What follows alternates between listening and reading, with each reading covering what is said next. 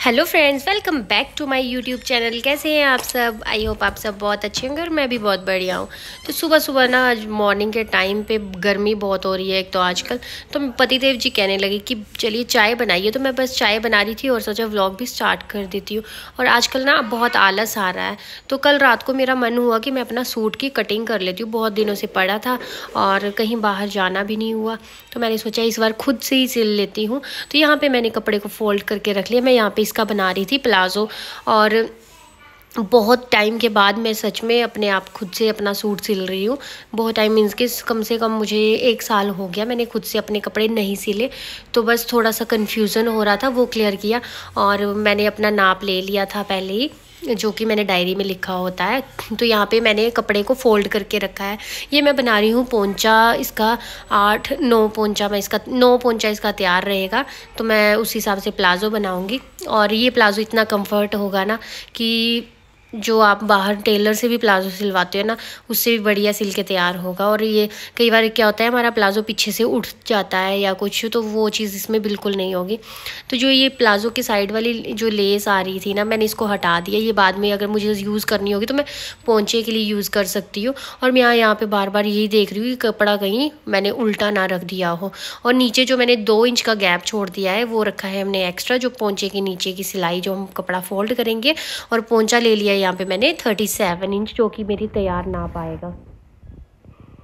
दोनों तरफ से कपड़े को अच्छे से मापना है, ताकि मतलब कोई भी, जैसे कई बार क्या होता है, अगर हम कपड़े को थोड़ा भी गलत नाप ले लेना, तो फिर उससे क्या होता है, हमारा जो पजामा होता है उसका वो नाप ठीक नहीं आता और अनकंफर्टेबल सा होता है। तो इसीलिए जब नाप लें तो आप 2-3 बार उसको कंफर्म करें, 2-3 बार अच्छे से इंची टेप की सहायता से उसको नापें, ताकि कुछ भी गलत ना हो। तो यहाँ पे मैं फिर से चेक कर रही हूँ। तो यहाँ पे मैंने इसका सेंटर बनाया है प्लाज़ो का, क्योंकि प्लाज़ो का जो कई लोग क्या करते हैं, पोंचा जब बनाते हैं जो नाप इंची टेप से, तो वो एक साइड से ही नाप कर पोंचे का निशान लगा देते हैं। पर हम ऐसा नहीं करेंगे, हम इसका सेंटर लेंगे और जो बीच में इसका सेंटर यहाँ से आएगा उस हिसाब से हम इसको 9 इंच तैयार रख देंगे। साइड का कपड़ा भले ही बर्बाद हो जाए, बट पजामा कभी भी आप कटिंग करें तो इस तरीके से ही करें। देखिए फ्रेंड्स, इसमें हमने ले लिया है 37 है इसकी लंबाई।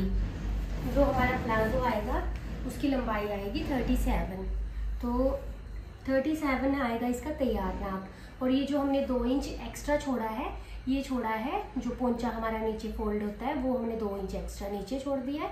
और वैसे ही हम 2 इंच की रेब ऊपर लगाएंगे, जहाँ पे हम लास्टिक लगाते हैं वहाँ पे हम 2 इंच का कपड़ा लगा के लास्टिक फोल्ड करने के लिए लगाएंगे। तो चलिए, यहाँ पे मैंने ले लिया है 37, जो हमारा मेन प्लाज़ो की लेंथ आएगी, मतलब तैयार नाप में जो बीच का हमारा आता है। तो यहाँ पे लेंगे हम हिप लाइन।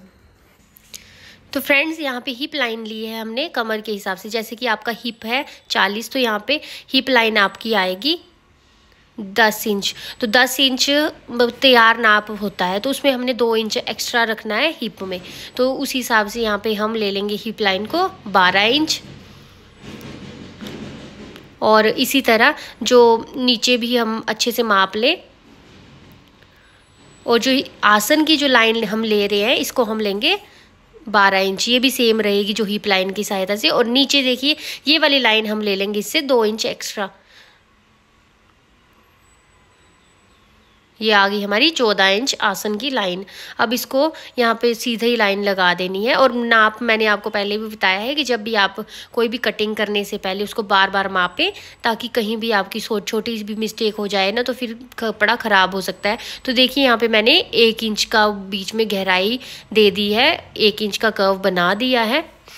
और जब भी आप प्लाज़ो कटिंग करते हैं तो उसमें कर्व बनाना ज़रूरी होता है। और यहाँ पे मैंने ले ली है रेब पट्टी, इसकी सहायता से मैं नीचे पोंचे के साथ आसन को मिला दूंगी। और इस बात का ध्यान रखें, ये जो मैंने पल्ले काट रही हूँ, जो निशान लगा रही हूँ, ये है हमारा प्लाज़ो का आगे के पल्ले।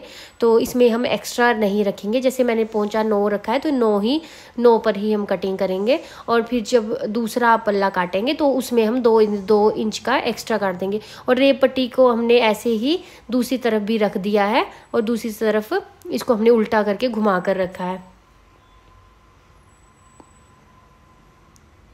जब आप रेव पट्टी से कर्व बनाते हैं, उसको गहराई देते हैं, तो उस हिसाब से इसका ध्यान रखें कि रेव पट्टी की जो लाइनमेंट है वो बराबर है या नहीं। बस जब आप कटिंग करें तो कटिंग करने से पहले इन्हीं चीज़ों का ध्यान रखना होता है, और बाद में कटिंग करना तो आसान होती है। बस ये चीज़ आपकी जो कैलकुलेशन सही है तो आपका सूट भी सही सिल के तैयार होगा। ये देखिए, अभी मैं फिर से दोबारा नाप चेक कर रही हूँ कि कहीं भी छोटी भी अगर मिस्टेक हो जाए तो उससे हमारा सूट बर्बाद हो जाएगा। मुझे कुछ चीज़ों का डाउट हो रहा था, तो इसीलिए मैं दोबारा कंफर्म करके नाप को बार बार चेक कर रही थी, क्योंकि अगर जब कटिंग करने से पहले अगर आप अच्छे से चेक कर लो तो बेहतर रहता है, और इससे अच्छा बाद में पछताने से अच्छा पहले ही देख ले। तो मैंने एक एक जो भी मैंने निशान लगाए हैं उन सबको दोबारा चेक कर लिया है, और वो निशान सभी मेरे ठीक हैं। तो चलिए अब कर लेते हैं हम सूट की कटिंग, प्लाजो की कटिंग। तो मैंने ऊपर से स्टार्ट की है, और याद रखें, इस बात का बिल्कुल ध्यान रखें कि जब भी आप कटिंग करें तो भले ही आप उठकर कपड़े के ऊपर बैठ जाइए, पर कपड़े को हिलाना नहीं होता। उससे क्या होता है, अगर आपका एक बार भी कपड़ा हिल गया ना तो उससे नाप खराब हो जाता है। तो बस इसमें एक चीज़ का ध्यान रखना होता है कटिंग करने से पहले कि सिलवटें कपड़े में नहीं आनी चाहिए, और ना ही कपड़े को इधर से उधर हिलाना है। बस एक बार कैंची पकड़ी और काट दिया कपड़ा, ये ध्यान रखना होता है। बाकी कटिंग करने अगर आप करोगे तो आपको बहुत सिंपल सा है, जल्दी से आ जाता है। और ये देखिए, मैंने जो प्लाजो है उसका आगे का जो पोंचे हैं, जो आगे के पल्ले हैं, वो काट दिए हैं। अब इसी कपड़े को हम ऐसे ही फोल्ड करके दूसरे कपड़े के ऊपर रख देंगे। दूसरे कपड़े को भी मैंने अच्छे से सेट करके रख दिया था। ये देखिए, अब इसमें भी जो भी सलवटें होंगी उनको हटा के एकदम बराबर करके रख देना है, अच्छे से तय लगा के। और इसमें हम रख लेंगे 2-2 इंच का साइड में गैप, वो जो हम सिलाई के लिए एक्स्ट्रा कपड़ा छोड़ते हैं इसलिए। और यहाँ पे मैंने 2-2 इंच का माप ले लिया है। ये देखिए, अगर आप इस तरीके से प्लाजो की कटिंग करते हैं तो आपका पोंचा कभी भी, जो कई बार हम बैठते हैं तो हमारा पोंचा ऊपर की तरफ उठ जाता है, या बहुत सी दिक्कतें प्लाजो में आती हैं, तो वो चीज़ों का समाधान इस तरीके से हो जाता है। तो अच्छे से इसको माप लगा ले और यहाँ पे एक्स्ट्रा कपड़ा छोड़ दें। और ये आ गई हमारी आसन लाइन। तो यहाँ पे आसन का हम लेंगे, जैसे पीछे का हमने पहले आसन लाइन ले ली थी हमने 12 इंच, तो अब इसकी हम ले लेंगे 2.5 इंच, इसको ऊपर एक्स्ट्रा बढ़ा देंगे। जो पीछे वाला आसन होता है उसमें 2.5 इंच हमने ऊपर को लेना है कपड़ा एक्स्ट्रा, जिससे कि हमारा आसन कभी भी उठता नहीं है और प्लाजो एकदम सेट बैठता है। जब प्लाजो में बहुत सारी दिक्कतें होती हैं, कई लोगों को इस चीज़ का पता नहीं होता। स्टार्टिंग में मुझे भी पता नहीं था, मुझे लगभग 8-10 साल हो गए मैं अपने कपड़े खुद से सिलती हूँ। बस अभी थोड़ा काम की वजह से, बिज़ी रहने की वजह से थोड़ा टाइम हो गया, बीच बीच में नहीं सिल पा रही हूँ, वो बात अलग है। लेकिन मुझे भी 10-12 साल का तजुर्बा है कपड़े सिलने का। घर बैठे बैठे अगर खुद अपना सूट भी सिल लो तो वो बहुत बड़ी बात होती है। और जैसा कि हर कोई चाहता है कि मैं अपने लिए अच्छे सूट लूँ, अच्छे कपड़े पहनूँ, तो बस वैसे ही हर महिला में ये शौक़ होता है, मुझ में भी है। और मैं तो बस यही आप लोगों को सुझाव दूंगी कि अपने कपड़े खुद से सिलिए, और जितना अपनी मेहनत से करने के बाद कोई भी काम मज़ा आता है वो बात अलग होती है। तो ये देखिए, इसी तरह मैंने जो प्लाजो का दूसरा पीछे का पल्ला है वो भी काट लिया है। अगर आपने एक बार कटिंग करना सीख लिया ना तो फिर आपको जो प्लाजो की स्टिचिंग करना है वो भी बहुत आसानी से आ जाएगा। इस तरफ मैंने लगभग 1 इंच के करीब एक्स्ट्रा लिया है, इस साइड मैंने थोड़ा कम लिया है, और दूसरी साइड मैंने 2 इंच का गैप रखा है। जब भी आप प्लाजो सिएं तो उसमें एक्स्ट्रा कपड़ा का मार्जिन ज़रूर रखें।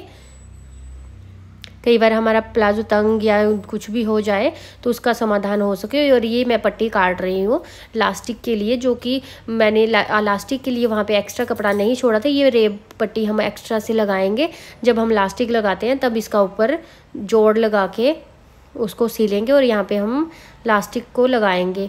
तो बस ये एक पट्टी मैंने लंबी सी अलग करके रख ली है, तो इसका भी जब मैं आपको स्टिचिंग करूँगी तो पूरी तरीके से समझाऊँगी।